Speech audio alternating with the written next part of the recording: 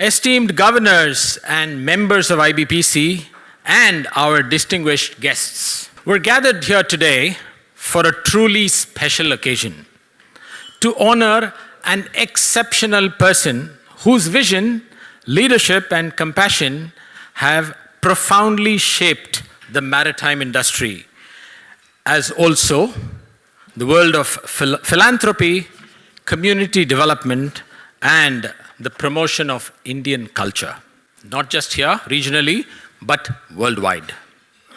His remarkable contributions have been recognized at the highest level, earning him the Pravasi Bharatiya Samman Award, the most prestigious honor for overseas Indians, presented by none other than the President of India herself.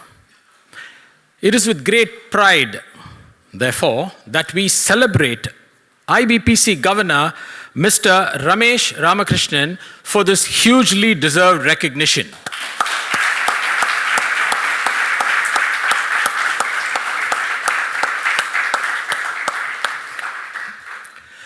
To many in Dubai, India, and indeed around the world, Mr. Ramesh's name connotes doing business with dignity and with principles. While to many more, his name is synonymous with philanthropy and charity. To me, in addition to these wonderful attributes, it is a name I have to live up to. Thank you. Under his stewardship, starting in 1989, I know this because our offices were across the road from each other, Transworld Group has evolved from a shipping agency into a fully integrated logistics and shipping conglomerate with a global footprint across all aspects of the supply chain. Perhaps what epitomizes his accomplishments best is the fact that the government of the government of Dubai, I should say, which is second home to all of us, is his partner in business. But Mr. Ramesh's voyage is not just about business. It's about making a meaningful impact. Like a true captain, he ensures that no one is left behind, extending a lifeline to communities in need. Through his philanthropic endeavors, he has steered his resources towards education, healthcare, and community development. His support for initiatives like the Usha School of Athletics proves that he isn't just shipping goods, he is shaping opportunities for a better future for many. Every great captain needs a safe harbor, and for Mr. Ramesh, that has always been his family. His wife, Mrs. Geeta Ramakrishnan, who I have the personal pleasure of knowing, has been a pillar of his strength, ensuring that both his family and Transworld Group remain on course. Beyond her role in the company,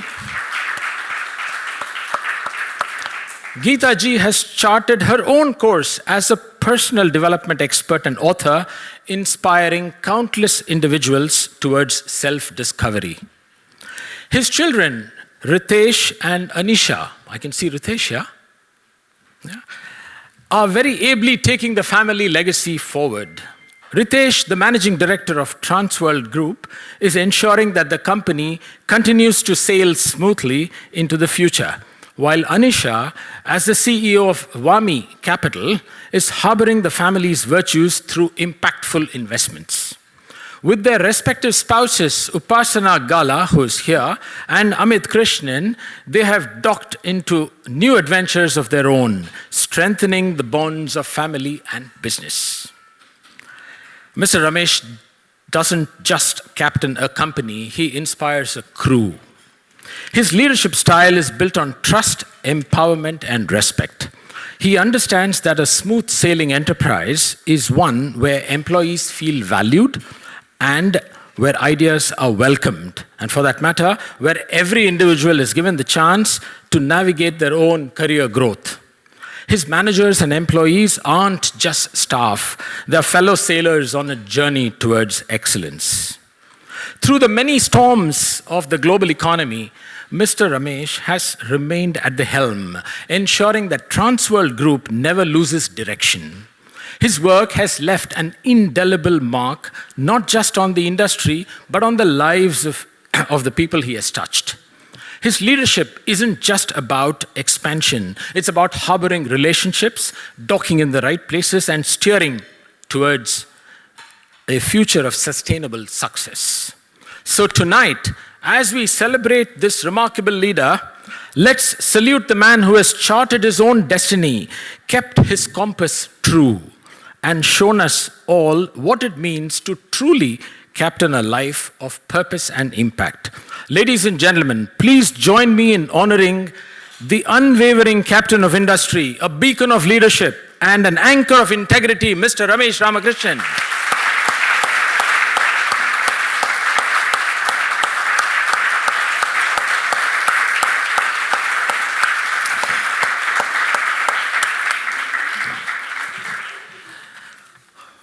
May I now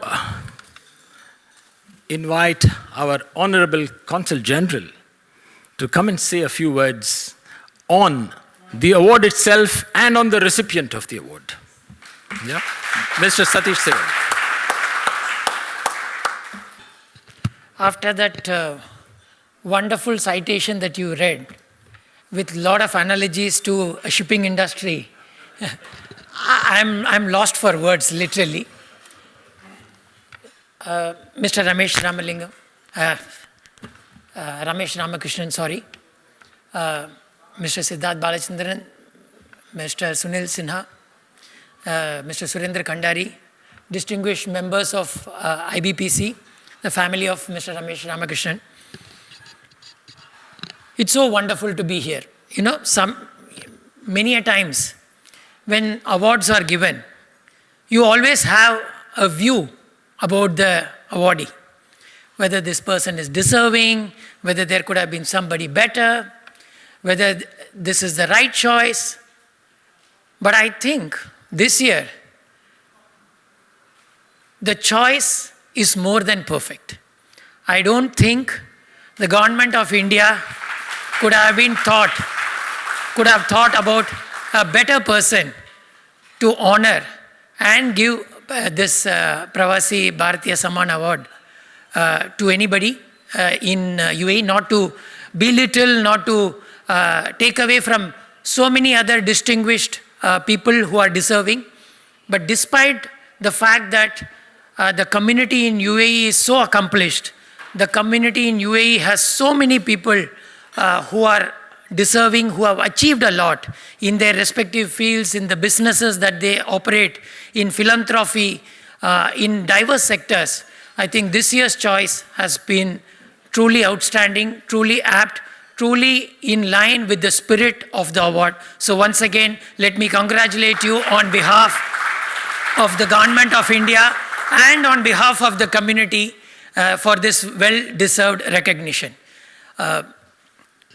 I've spent 1 year as a Consul General here, and in the past 1 year, the one overwhelming or regular theme that I hear from leaders, ministers, Emirati businessmen is the recognition, is the praise for the Indian community. You would have seen that in the last 10 years particularly, the community has grown in strength. We were about 2.2 million in 2012, and today in 2024, we are about 4 million people. The Indian community is almost 40% of the population of United Arab Emirates. Despite these huge numbers, what stands out is the contribution of the Indian community. And to recognize the best among this community is something, to be recognized as the best among this community is something that you should be very proud of, and it shows the kind of contribution that you have made to the community. There are wonderful aspects of your work that has been outlined by Mr. Mahalingam. But what stands out for me is the fact that despite such numerous achievements, outstanding achievements, the way you are grounded, the way you are humble, the humility that you bring to your conversation, to the way you do your things, I think I have learned a lot as to how a person should be. I think you are truly a leader in terms of not just your business achievements, but in terms of a personal integrity and character. I think that defines you as a person. So not just me, in my conversations in my home, my wife, she often mentions how to learn. Every time we have a conversation with you, after that we are left with so much amazement as to how somebody who is so accomplished can be so humble. So thank you very much for being a leader in terms of not just adding wealth, but in terms of leading the life in a proper way.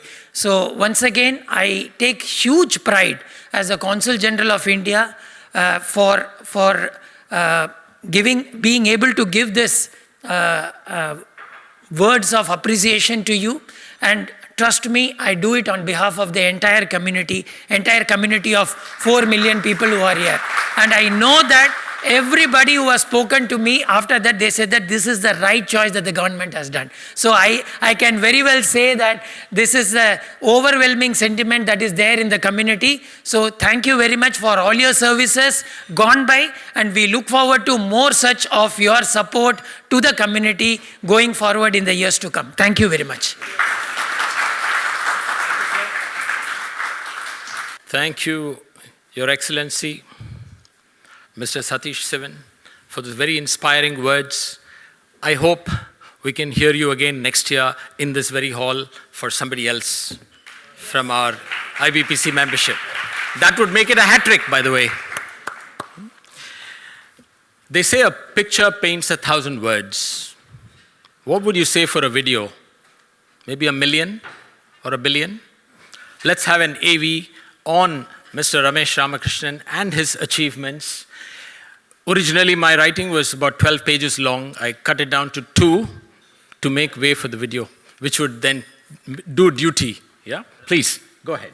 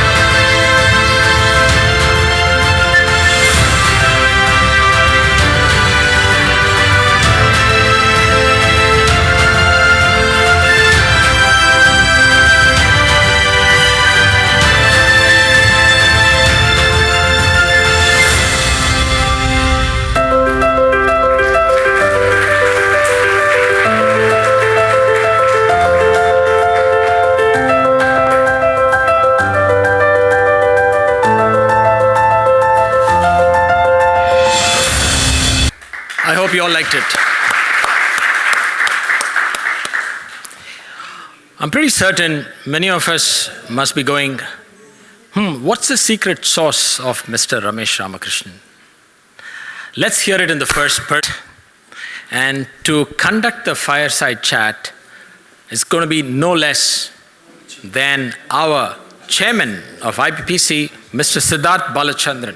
Could we have you on the stage, please?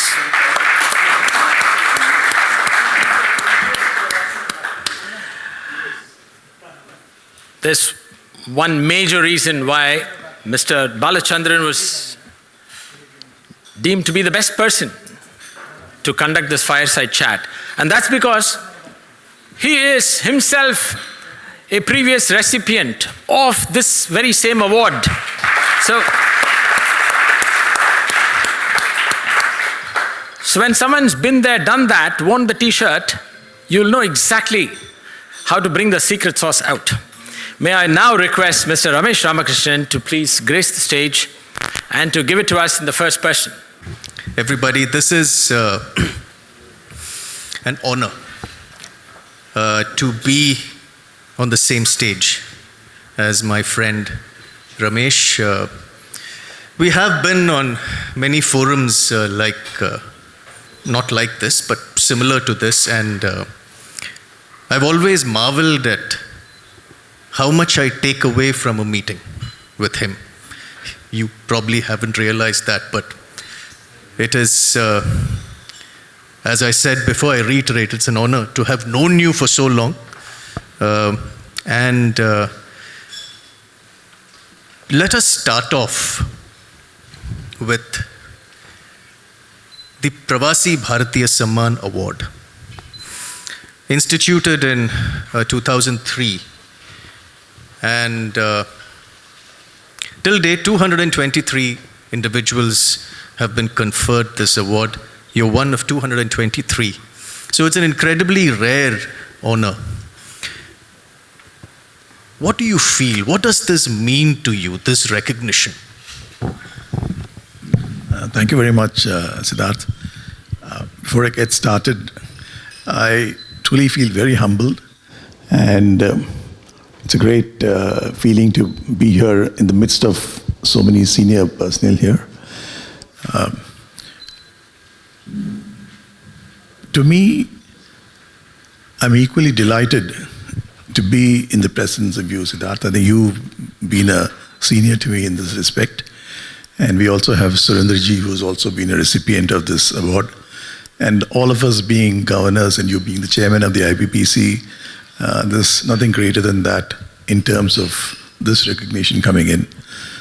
Secondly, to me, as you said, there are 227 people who have been recipient of this award. Frankly, when you start your career, your life, your work, I don't think anybody would have thought or wanted to have something like this to come. And you continue to do your work, you stay focused, you keep doing what you're good at, you keep connecting up with people, you keep touching people's lives. And that's something which has to come from the bottom of your heart, and you keep doing. And I think this recognition is truly very, very important, or perhaps the most important in my life, in my working life of almost 40 years. But to me, we have to continue these efforts. It's only I would say this is another beginning. It's a second innings, actually. But whatever we have, many people like us sitting around here, and then as the CG said, there are so many others in this country who've contributed to the growth of the UAE. To me, in my mind, this is a reminder to tell us that the journey is still a long way ahead, and we have to continue to do whatever we have as a community. Because I think, as the CG rightly mentioned, the respect, the kind of hard work the Pravasis, the Indians have put in this place is the recognition given by the government of Dubai, government of UAE, and all of them. No wonder we have our Prime Minister visiting here 5 or 6 times in the past 7 or 8 years. It's a true recognition of the hard work that the Indians have put in. And I think, I believe that this appreciation or this award that comes to me, it's just not me what I have done. I think it's what each one of us have been able to contribute in this part of the world. I think it's a recognition for every Indian who's been living here. And I think I share this with a lot of pride with everyone around. And to me, this is the greatest recognition that I can think of. True. I think it's to encapsulate. I think you are a symbol of probably the entire community. So each and every small effort that each and every person in this community has put in, you're sort of accepting it on their behalf, which I think is a very admirable sentiment, ladies and gentlemen. Ramesh, for the general populace of the IBPC fraternity here, if you can give us a small, brief nutshell of your early days. I know you have a very strong connect with Mumbai. Before that, if I'm not mistaken, in Kerala. If you can sort of encapsulate. You know, I was born in a little town called Vaikam in Kerala. It's hailing as a Tambram family. We get very confused because my grandparents' root is from Tirunelveli, and I was born in Kerala, and my grandparents lived over there. So sometimes it's very confusing to say, what is your real root? My children make fun of me. Are you from Tamil Nadu? Are you from Kerala? But to me, what is closest to my heart is Kerala, and that's where I grew up. I studied, I did my schooling, and the best part of my life, my memories, whatever I've been able to sort of learn, is out of a tiny school called Trinity Lyceum in this town of Kollam. Kollam was known to be the cashew capital of India, or Kerala.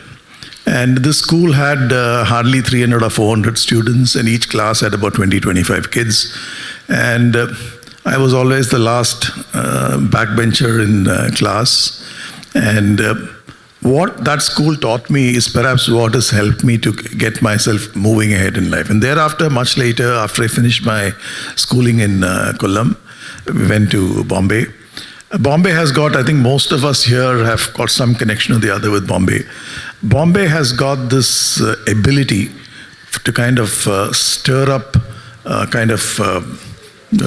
motivation amongst people, because it gives you the ability for you to, let's say, go to your college, study during the morning till about 9 or 10, and then gives you the ability to do whatever work you want. And we had started working, right at the age of 16, I started working, and it was a very small agency. I used to be a coffee boy in those days to help people working, and then, used to go to the bank to deposit checks, and this is how you learn. And to me, the depths to which you go to learn is, I think, very important. Today, I'm not sure with the way digitization has progressed. I'm not really very sure how many people know the kind of depth in any subject to what one should be knowing.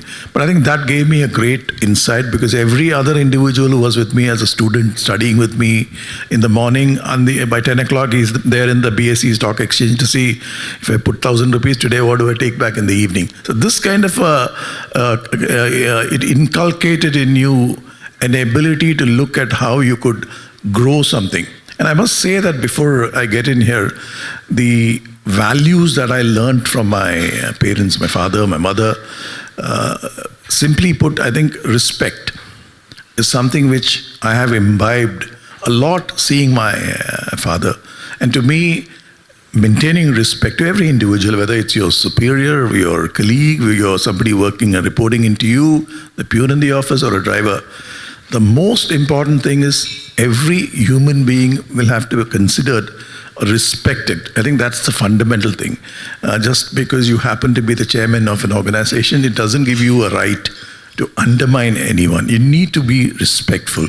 And I think that's one very strong lesson that I learned from my father. And I have been able to kind of live with it. And I think I was very humbled, very heard the CG, his observations, Ramesh Mahalingam and yourself. We've known for maybe more than 17, 18 years, Siddharth. But I think the most important thing that I've learned is to be completely grounded. And so necessary to kind of keep your head on your shoulders, feet strongly on the ground, because it's very easy to get carried away. And that's something which you got to be very, very careful about. And I'm very proud to say both my children, Ritesh and Anisha, they have strongly imbibed this, and they have also got their foot strongly on the ground, and they don't get carried away. And life has been very, very challenging. As you all know, most of you all know, the business that we are in the shipping industry, it's very fashionable to call and say that you're in this industry, but it has its own usual sets of big challenges, highly capital intensive, highly risk oriented. But I have enjoyed every moment trying to fight every wave that comes against you. But it's been a great journey. I mean, being in this industry for now 48 years itself is not an easy thing. But I think simply we're working hard, remaining focused, and having that tenacity to fight any odds that you're faced with, I think is the mantra that I have been always following. Perfect. I totally resonate with you with regard to two things. The first thing is Mumbai. I think my only regret is that I wasn't able to work there. And I used to go on trips when I was working for my consulting firm there, but that vibe that you get from just being there is unimaginably positive. The second thing is the respect that you spoke about. I think it's very important to give respect, but at the same time, do not expect it back, earn it. That is something that I think both of us probably resonate with. So, which brings me to my next sort of query. You have described your initial days. Can you sort of name one habit or process that you sort of developed then, because of any incident or any turning point in your life, and that has stayed with you till now? When my father passed away when I was about 22, so there was a time when I used to see a number of people who, maybe out of fear or out of respect, used to really be there around him, to kind of talk to him very seriously. But I had, when he had passed away and I saw his body lying there, I realized that a lot of people who showed respect, which in my opinion wasn't truly respect, but I think out of whatever you want to call it as, and the way they ended up talking at that particular time put me off completely. And I felt that, oh my God, these are the people who at some point have showed up like this, and now this is the way they're behaving. So I sort of took it into myself, and the changing point, the most important thing I felt was tenacity to fight whatever people say. Because I think I heard a number of people at that time saying that, oh, is this the end of the Shivaswamy family? Is it the beginning of the end? And things like that is what I heard when my father's body was lying there and people around me were saying, actually. So this gave you a tremendous amount of inner strength. And I felt that that's not the thing, and that's something which you got to continue to build on, the legacy that is there and the kind of effort that is needed to build yourself. So I think Geeta has been a tremendous support to me all my life, because in those days, there wasn't Saturdays or Sundays or, I don't think we never knew, or most people don't know what it means to call a work-life balance. I don't think we ever had this phrase in our life. To us, in those days, it was only work and work and work. Saturdays or Sundays or midnight or morning, we have to keep on working forever. So this triggered, when I saw this, it triggered and gave me the feeling that you got to continue to push yourself, and you got to prove, not to others, to prove to your own self how capable and competent you can be. And I realized that you cannot be a one-man winner. I mean, even you can be the best of the captain, you're only as good as the team that you lead. So you have to learn to empower, trust them, give them the confidence. And I always tell in my organization, even today, if you win, give the credit to the entire team. And if you lose, take the ownership on yourself. And that's the only way you create that camaraderie, that the team that you can build. So this is how this journey has been to me, trusting people. And anyone who joins our organization, I think it's a foregone conclusion that the day one, we trust them. We don't wait for 5 years before they can prove their trustworthiness. And I can safely say that it has worked for us. Yes, there could have been 10 or 20% challenges that we would have faced, but 8 out of 10 times it has worked brilliantly, and they've all given everything to the organizations to come up. The trust, the confidence, all of that is very, very important. So, shared leadership, I think, is the term that you have very beautifully encapsulated. So now, Ramesh, you had, so you were in Bombay, you were in Mumbai, and you have sort of proved your naysayers, if I may use that word, wrong. You're established in Mumbai. How come the shift to Dubai? You know, in way back in 80s, you see, the first of the ship, you know, we started our business in 1977. That was an agency company in Bombay. And we were representing a shipping line called Conship Container Line. In those days, this Conship Container Line, it was owned by an Italian gentleman who was based out of, I think it was in Cadinaso in Switzerland. He would kind of come with the small little ships here to Dubai, and there was nothing. He would go to Khorramshahr in Iran and then go back. They never got anything really to load from this place. That was about the time when sort of we hit with an idea to say that, hey, why don't you go to Bombay, try and see what you can get, because rather than going back without anything on board the ship, try and carry something on the ship and go forward. That's how this journey began in 77. And the first ship that we bought was in 1981, a ship called Khalij Express, which is a French second-hand vessel. And that used to be trading between Dubai and India. Shipping as usual. We didn't have much of capital, but you know, the dream at that time was to become a ship owner and have a ship to run was sort of what was pushing us ahead, and we got it. But then, you know, you realize that the principal for who you were working at some point of time start to think, I'm sure Ramesh was in this industry many years, so he will understand when I say this.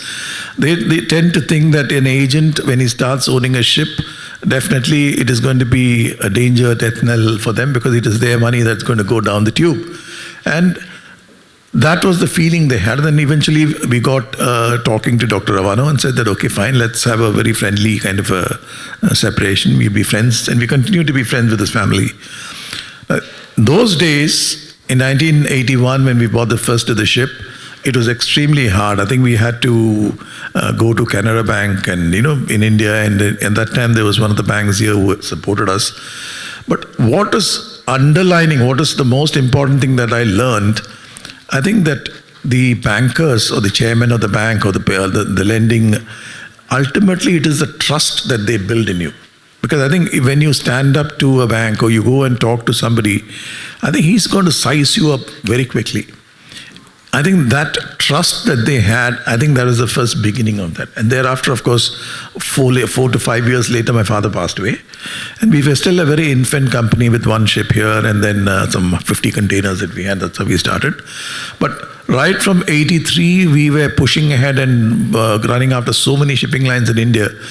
When it came to by mid-90s, our group was about 15 to 20% of whatever was moving out of India, in and out of India, was always through the Transworld group.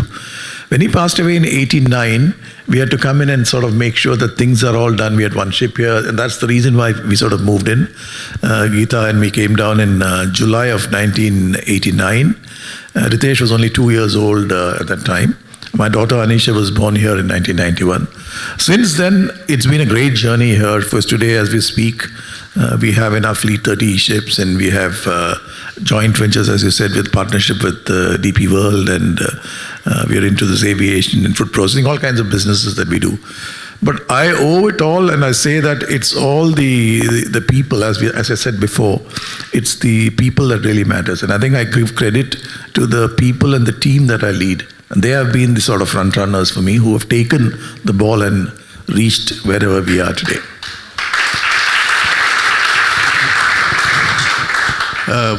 And I have had the good fortune of meeting quite a few of them. And of course, Geeta is my buddy whenever we meet socially. And Ritesh and Anisha, and now the new additions, Upasana and Amit, and of course Radha and Krishnan. So I'm saying that your father passed away when you were 22, you said. And so you were faced with heading a 12-year-old, extremely high capital-intensive industry with, I'm sure, its fair share of leveraged assets.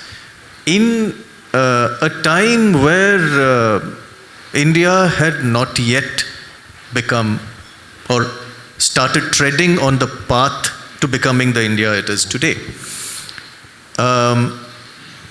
Did you miss or did you receive any sort of, did you have a mentor? Did you, well-wishers I'm sure you would have had, but did you have anybody or any group of people who gave you pointed advice? See, I remember in 1991, there was something called as Foreign Investment Promotion Board in India, actually.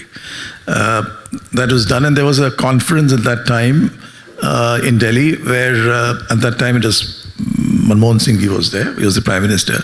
So I had an occasion to sort of attend that and meet him, and he came up to me and said, at that time I was much younger, he came up to me and tapped my shoulder and said, we need youngsters like you to come and do business. The industry, as you very rightly pointed out, is highly leveraged, highly risky, and all these kind of things are there. So that is about the time when we used to break our heads. Like, you go to Sangeeta, I used to go and sit in one of those restaurants, have coffee, and I had the mentor, I would say, who was with me, holding my finger and helping me, was a gentleman by the name of Kulas.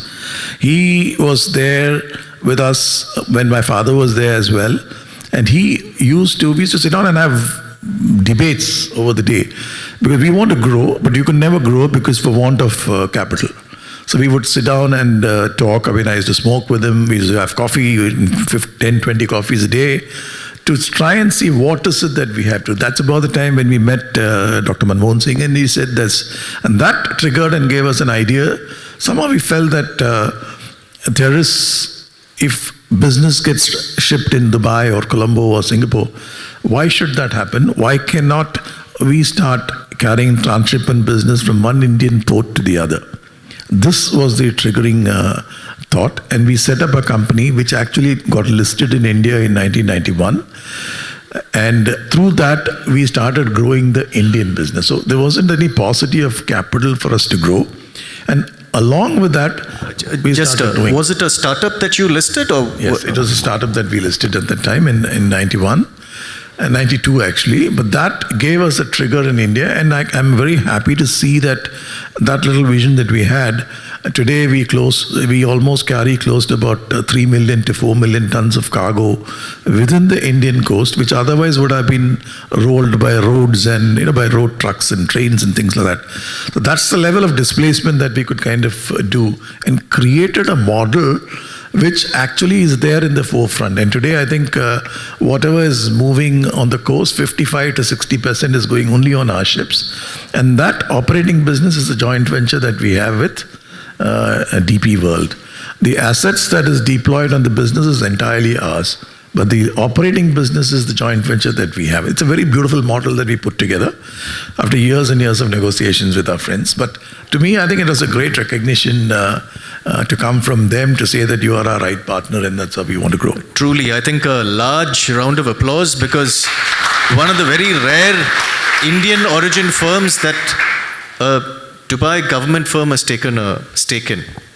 Ramesh, if you were to give, not advice, okay, if you were to mentor a person, an individual, probably in his 20s, who wanted to start out today, what would you say? I'll say patience.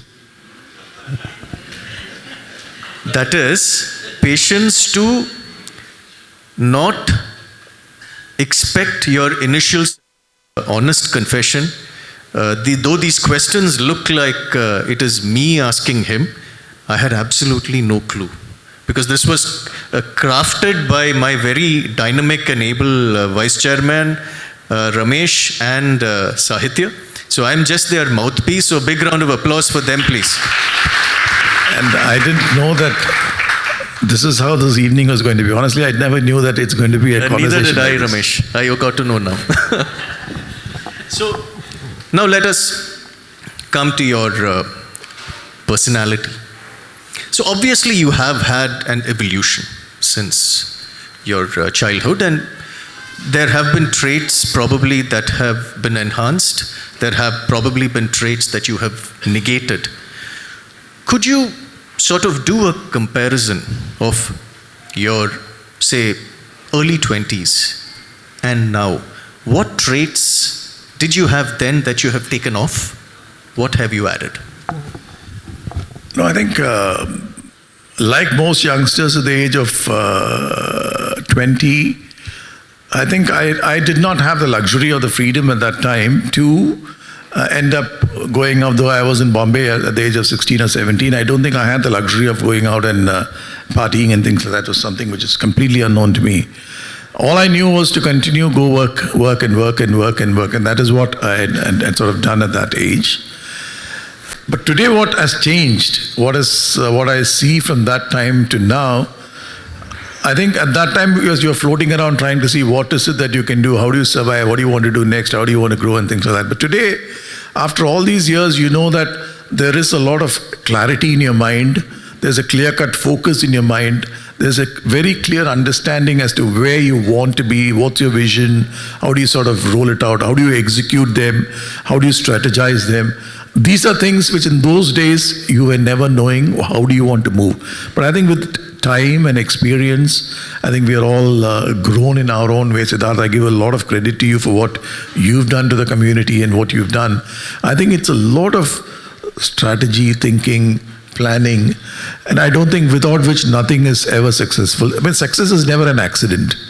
I think success only comes with a lot of hard work and a lot of planning and a lot of tenacity to stand up and fight. And there's no success that comes easily. And if it comes easy, it just also goes easily. So I think end of the day, what I have learned is to plan, think forward, and get your act right. You have to execute it in a manner that it can get you the right results. Empowering your people, trusting your people, all this means so much if you want to grow. And this is the change that I've seen from what it used to be to what it is now. And I think even now, as we go along, I've been thinking very seriously, transitioning at my age.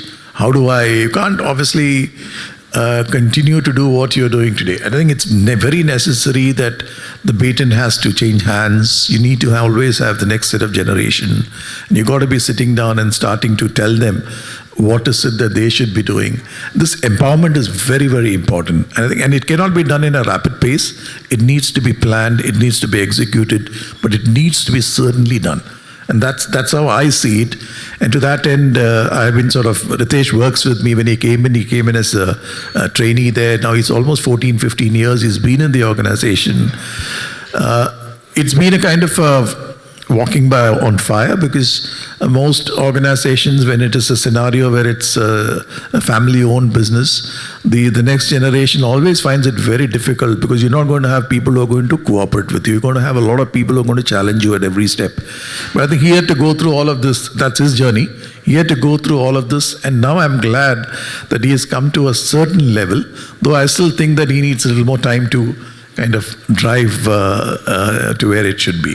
But I'm there always available to help them. That is very, very important, I thought. Great. And I think we have, I second that.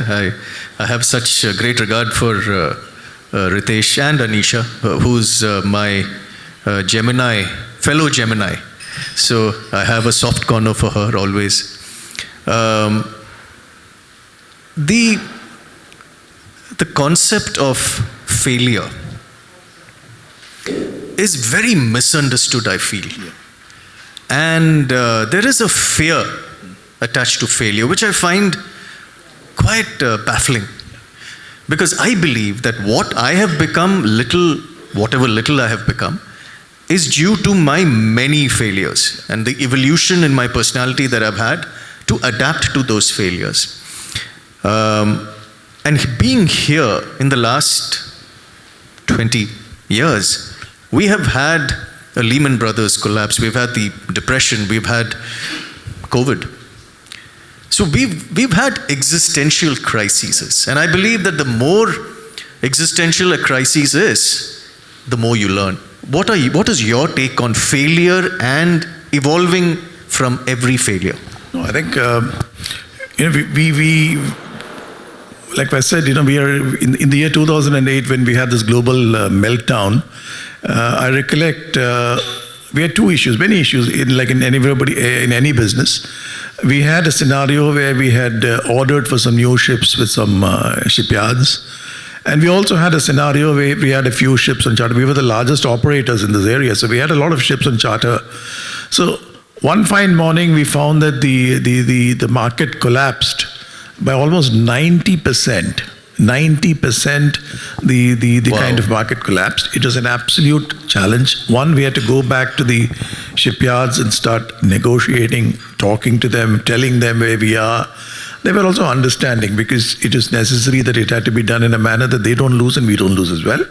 And similarly, we had obligations on close to about 15 ships that we had on charter. We had an obligation to pay the charter hire as has been promised, so the revenues quickly fell down by almost 80-85%.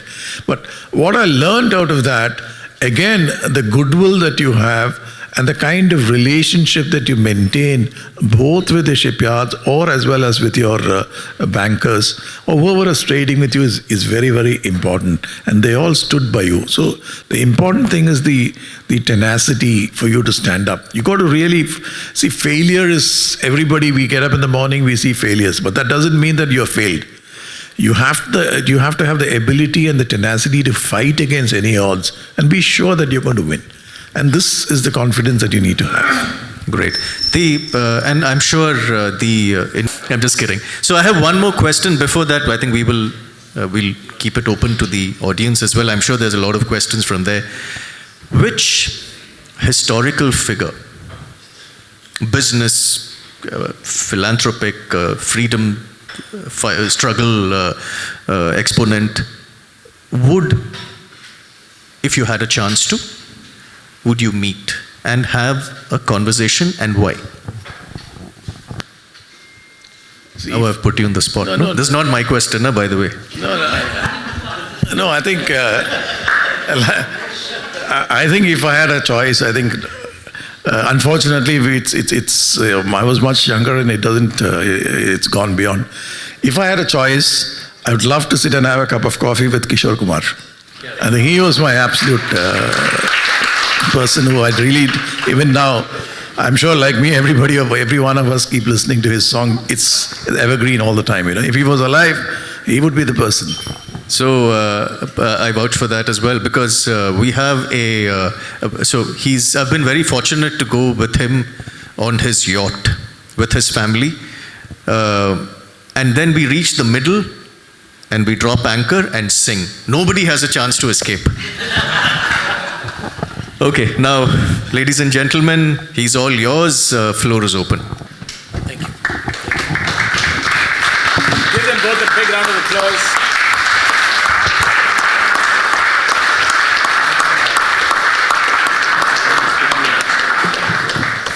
Guests to ask questions. You can ask a few questions, but actually you can ask more questions if you keep your questions short. Yeah? So, please put your hands up. Yes. Please, Mr. Kapoor. Ramesh, congratulations on getting Bharatiya Samman. It's a true honor, and you really deserve it. I must share that till some years ago we used to be neighbors, till he decided to upgrade himself and move out from the community. Tremendous professionality that I have observed. Now my question is nothing to do with your work. You have achieved everything. When I used to see you about 7-8 years back, you didn't have the earring in your ears. What made you put that? What made you put that? And I see Ritesh also is there putting that. What's the story behind? We have nothing against anyone. I think we are a Tambram family, and I think it's slowly going back to traditions actually. There's no other reason. Of course, my wife gifted me with this, and I thought, okay, it's time to switch on. Naveen for this question. Thank you. Anybody else? Yes. Karuna. You didn't clarify how many Give her a mic, please. Ravi. My wife is sitting behind. Good evening, Ji. Congratulations. With Mahakumbh on and all this excitement and also tragedy, I'd like to ask, what role do you think spirituality plays in success, in your success or in success in general? Spirituality.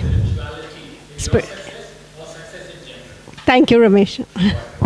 Thanks.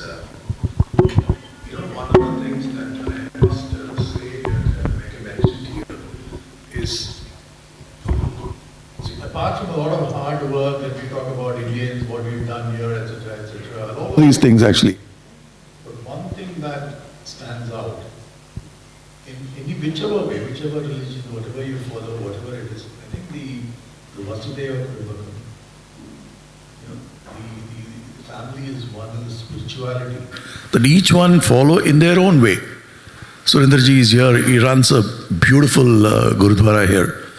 The temple that's now been built in Abu Dhabi and the temple here in Jebel Ali. I think spiritualism truly to an Indian, I think has been the greatest asset that we have. And we are all in our own way carry that deeply in us. And I think that's something which I think I cannot question this. Everybody has got that deeply, deeply, deeply entrenched. I mean, it's a very sad thing that something like this has happened in Prayagraj, where so many people died and so many people got injured. But I think at the end of the day, when you have so many people going in there, so many kind of numbers going in there, and people wanting to go and have a snan on that one, that yesterday and that particular day, it's a very unfortunate thing that has happened. But yet, the belief, the faith, I think that's extremely strong. And I think to me, that's what guides me. And I have every morning, I have my own routine, I have my own set of prayers, and I don't think without completing those, I don't even step out of the house, actually. And I'm sure a lot of people, or most people, do have that strong, strong belief. Thank you.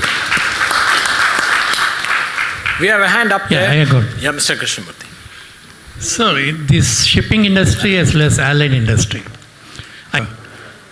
corporate sector, particularly in the markets or wherever it is less market capitalization, not fancied well. Though you excelled. During your course of journey, have you ever thought of diversifying into an area which is exciting to markets, exciting to people, and probably more prominent in the marketplace? No, I think, you see, we've always believed in a comprehensive backward-forward integration in our business. We started off with an agency, then we ended up growing up with ships, we ended up adding containers, we have warehouses, we have trucks and trailers, and now, of course, we've got into to aviation, we've sort of graduated into supply chain, a lot of these things. So everything is a pure backward-forward integration. We don't like to do anything that is disjointed. And all this is on the back of the technology that we're able to leverage and do. And that's what has been kind of happening over the many, many years. We haven't gone very much out of our core. We stick to what we think we are good at, what we think is our strength. And that's what we sort of play the game in. Thank you, sir.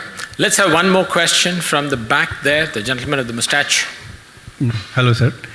Sir, how did you deal with disappointments and failures, and what keeps you motivated? This is a learning. This is a journey that you learn. I think when you are younger and when you're faced with failures, it also directly manifests in disappointment. You sort of drown at some point of time, not knowing how to really come out of those disappointments. But I think as you grow, as you mature, as you get more and more, let's say, in control of the situation, I don't think any of these failures disturbs you. And I think as you grow, as you mature yourself out, these failures are the ones that triggers tremendous amount of self-confidence in yourself. And that's what I have seen over the years. I used to feel extremely upset and let down in some point of time when things don't work for you or the way you have planned it. But much later in life, you do tend to have tremendous amount of courage to face all of this. And nothing disturbs me today. Anything happens, if you have a ship on fire, anything happens, it's okay, it's all part of the game, and you got to take it in your stride and keep moving forward. But I think it's an evolution. In my opinion, everybody goes through this journey, and you have to find your own way how you want to deal with this. One final last question from Haya. Please give her the mic. You know, like, it reminds me of Guptaji. Guptaji's last sale. Guptaji was a traveling salesperson. One final last day. Yeah. So last question, final last question. Thank you. Thank you for giving me the opportunity. So firstly, many, many congratulations, just like everyone else here. I've had such a wonderful, insightful few minutes listening to all your achievements. And I'm sure everyone has so much to say. But what would you consider as your greatest achievement? I think it's a difficult question, but I think professionally, yeah, I think that's something which you've gone through and you've done a lot of work. In terms of your philanthropy, you've done a lot of work. And that, to me, is the greatest success. Thank you. Thank you all for your insightful questions. Thank you, Mr. Ramesh Ramakrishnan, for having taken these questions and given them your true heartfelt answers. Great takeaways for the mind, a lot of joy for the heart. And now we're going to perform a very pleasant duty. And for doing so, may I request our Vice Chairman, Mr. Sunil Sinha, up on the stage, please, and our Consul General, Satish Sivan, on the stage. And if I may request Mr. Ramesh's family as well to join. Geetaji, Ritesh and Upasana, please come on the stage. We'd like to honor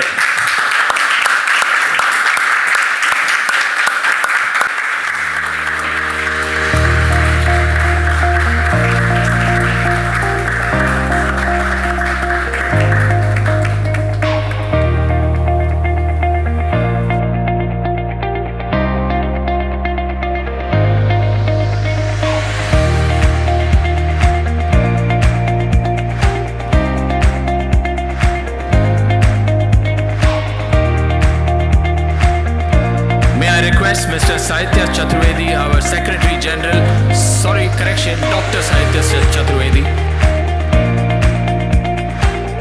Such a nice evening today, and then summarizing and saying thank you. I think the thank you itself is a big word, what I can say today. But today,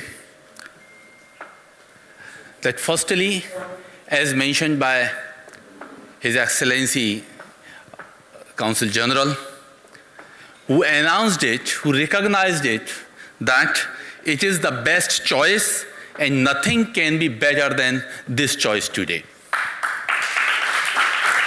A truly outstanding award, and the spirit of the award, which has recognized this Pravasi Bharatiya. So thank you for your congratulations. And that many similarities today I was finding that Ramesh with Ramesh, Pravasi awardee with Pravasi awardee. And not only that, the video which came out today only, that video what we saw, frankly speaking, it was a 2 days curation only. And when I was counting the number of awardees of this year, 2025, there were 27 awardees. And the video, if you replay that, again it is 2 minutes 27 seconds. So two similarities, so many duets and many similarities. With the Pravasi awardee as well, that 2003, IBPC was amalgamated or incorporated, and likewise the Pravasi awardee Samman, Pravasi Bharatiya Samman also is started in 2003. So big round of applause. Thank you very much for joining us today.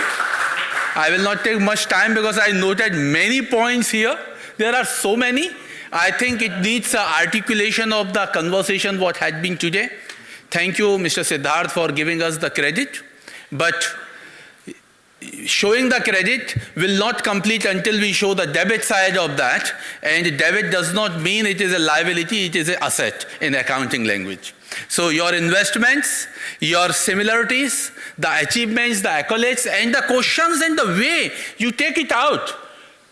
First phase, yes, there were few of the prepared questions, but the spontaneous things when it came, I think it is amazing conversation which we saw from the core of hearts, and the stories and the starting from the childhood time. Mr. Ramesh, I have to see Ramesh and Ramesh both the sides together, and sitting here, I wrote few lines. So it is not prepared. It is spontaneous here, and particularly Hindi. But don't ask me to translate it. In fact, I was thinking, because I know first time when I visited last year to Mr. Ramesh's office, I felt a different aura of spirituality within the office. I also believe in spirituality. So I thought that instead of Urdu or Hindi or English poetries, why not I should recite some Sanskrit today. But while sitting over here, I wrote in Hindi, because then people will ask me to make the translation of the Sanskrit. So I try to avoid it, but I got a good gift that I wrote here, कि भारत का अभिमान प्रवासी. To be proud of being non-resident India. और शायद इस तरह की पहली कविता होगी ये, कि भारत का अभिमान प्रवासी, महफिल का सम्मान प्रवासी. भारत का अभिमान प्रवासी, महफिल का सम्मान प्रवासी, तन मन धन से देश की सेवा को तत्पर अभियान प्रवासी. तन मन धन से देश की सेवा का तत्पर अभिमान प्रवासी. बालकृष्ण सिद्धार्थ कहूं, Siddharth Balkrishna one side and other side the Ramesh Ramakrishnan, ते बालकृष्ण सिद्धार्थ कहूं या रामकृष्ण के गुण गाऊं, बालकृष्ण सिद्धार्थ कहूं या रामकृष्ण के गुण गाऊं, परोपकार में आगे रहता दुबई देश साहित्य प्रवासी, दुबई देश साहित्य प्रवासी. Thank you very much, and again the forum open for dinner. Thank you very much. We need a vote of thanks for Sahitya.